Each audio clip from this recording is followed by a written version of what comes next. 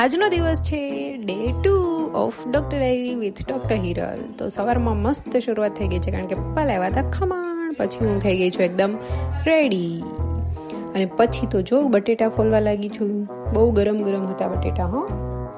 તેમ છતાં રસોઈ તૈયાર થઈ ગઈ છે. જમીને અમારે જવાનું હતું મેરેજમાં, તો હું નીકળી ગઈ છું રેડી થઈને મેરેજમાં જવા માટે. અને આ એન્વાયરમેન્ટ જોઈને તો હું બહુ ખુશ થઈ જાઉં છું. પછી જો દાદીમાને શોખ ફોટા પાડવાના.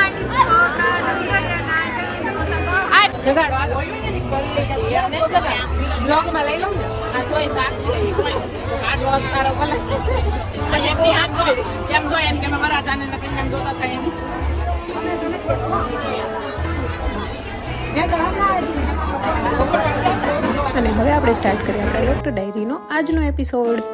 હાય એવરીવન, સ્વાગત છે તમારું ડોક્ટર ડાયરીમાં. આજે આપણે ડોક્ટર ડાયરીમાંથી એવો ટોપિક લેવાનો છે જે બહુ કોમન વસ્તુ છે, એકદમ સિમ્પલ, જે ક્યારેક ને ક્યારેક બધા જ લોકોને ફીલ થતી હશે, અને એ છે એસિડિટી.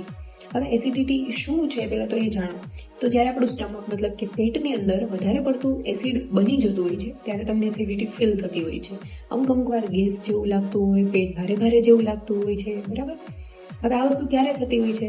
જ્યારે તમે ટાઈમ ટુ ટાઈમ જમતા ના હોય, સવારમાં બ્રેકફાસ્ટ ટાઈમે ના લેતા હોય, પાણી ઓછું પીતા હોય, લંચ લેટ કરતા હોય છે, અને ડિનર સાવ લેટ નાઇટ કરતા હોય, અને એ પણ ઓઇલી અને બહુ સ્પાઇસી લેતા હોય.